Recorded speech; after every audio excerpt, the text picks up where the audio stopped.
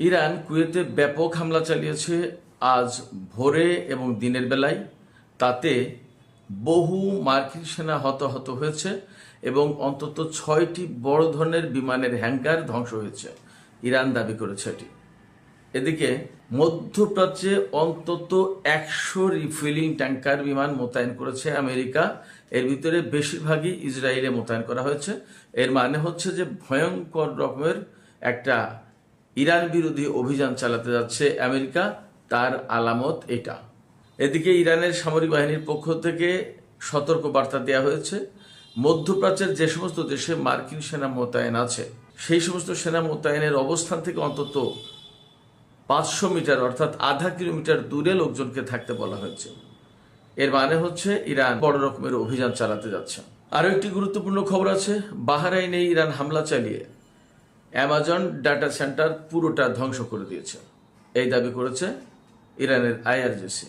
এদিকে হরমুজ প্রণালী দিয়ে তেল পরিবহন করতে হলে জাহাজগুলোকে অবশ্যই চীনা মুদ্রা ইউয়ানে ইরানকে টোল দিতে হবে বলে ইরানের পক্ষ থেকে ঘোষণা করা হয়েছে, এমন খবর সামাজিক যোগাযোগের মাধ্যমে ভাসছে। এছাড়া আরেকটি খবর আছে, আমি দুপুরের ভিডিওতে বলেছিলাম, এখন তার আপডেট আছে। একজন ইসরায়েলি সেনা নিহত হয়েছে পশ্চিম তীরে ইসরায়েল এবং ফিলিস্তিনিদের মধ্যে যে সংঘাত সংঘর্ষ চলছে তাতে একজন ইসরায়েলি কমান্ডার নিহত হয়েছে। সুপ্রিয় দর্শক, এখন এই সমস্ত বিষয় নিয়ে আলোচনা করব, এর সাথে আরো সাইডের কিছু ছোট ছোট খবর থাকবে। আশা করি আপনারা শেষ পর্যন্ত সঙ্গে থেকে এই আলোচনা উপভোগ করবেন। আর ভিডিও যদি ভালো লাগে তাহলে লাইক কমেন্ট শেয়ার করবেন এবং চ্যানেলটি সাবস্ক্রাইব করে সাথেই থাকবেন। দর্শক, চলুন আমরা বিস্তারিত আলোচনা করি। আজ সকালে অর্থাৎ 24শে জুলাই সকালে ইরান কুয়েতে ব্যাপক হামলা চালিয়েছে এবং প্রধান টার্গেট ছিল আলী আল সালেম বিমান ঘাঁটি। এই সমস্ত হামলায় ইরান বেশিরভাগই আরাস ড্রোন ব্যবহার করেছে। এই আরাস ড্রোন সম্পর্কে আমি গত কয়েকদিন বলেছি, যেদিন আরাস ড্রোন নতুন করে উন্মোচন করলো অর্থাৎ আরাস ড্রোন ব্যবহার করবে বলে ইরান ঘোষণা দিল, সেদিনে আমি বলেছিলাম এই ড্রোন কতটা বিধ্বংসী। 2000 কিলোমিটার পাল্লার অর্থাৎ 2000 কিলোমিটার দূর পর্যন্ত যেতে পারে, আর 150 কেজি ওয়ারহেড বা বোমা বা বিস্ফোরক বহন করতে পারে এবং ঘন্টায় প্রায় 400 কিলোমিটার বেগে যেতে পারে। বেশ গতিসম্পন্ন। 400 কিলোমিটার মানে খুব সহজ ব্যাপার না। এই ড্রোন ইরান ব্যাপকভাবে কাজে লাগাচ্ছে। এটা কামিকাজে অর্থাৎ আত্মঘাতী ড্রোন, একেবারে সুনির্দিষ্ট লক্ষ্যে গিয়ে আঘাত আনে, বিস্ফোরিত যায়, যে লক্ষ্যে আঘাত আনলো সেই লক্ষ্য শেষ। আলী আল সালেম বিমান ঘাঁটিতে আজকে হামলা চালিয়েছে, সেখানে ইরান বলছে যে বহু মার্কিন সেনা নিহত হয়েছে, আহত হয়েছে। আর এর সাথে ওই আলী আল সালেম বিমান ঘাঁটিতে অন্তত 6টি হ্যাঙ্গার ধ্বংস হয়েছে। সেখানে ড্রোন ছিল নাকি বিমান ছিল পরিষ্কার না, বাট সম্ভবত বিমানের হ্যাঙ্গার। এটা যেহেতু বিমান ঘাঁটি এবং আলী আল সালেম বিমান ঘাঁটিটা কুয়েতে আমেরিকার খুব গুরুত্বপূর্ণ বিমান ঘাঁটি, সেখানে বিমানের হ্যাঙ্গারই হওয়ার কথা। 6টি বড় বড় হ্যাঙ্গার ধ্বংস হয়েছে।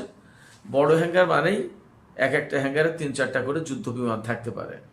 তার মানে কুয়েতে আজকে ভালো রকমের ক্ষয়ক্ষতির মুখে পড়েছে মার্কিন সেনার, এটা পরিষ্কার।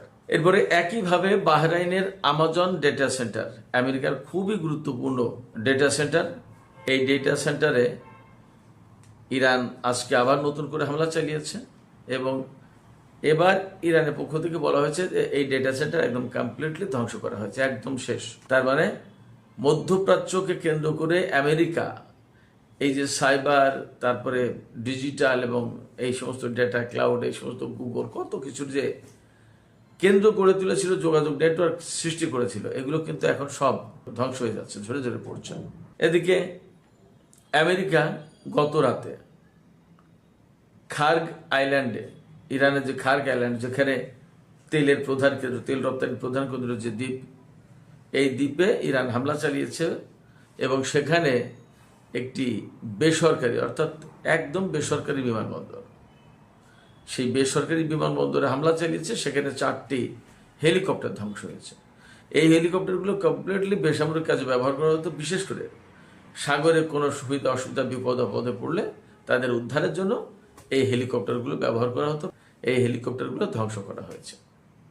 এটা আরেকটা বাজে নজির স্থাপন করেছে এমনটা দাবি করেছে ইরান এবং এর প্রতিবাদ জানিয়েছে।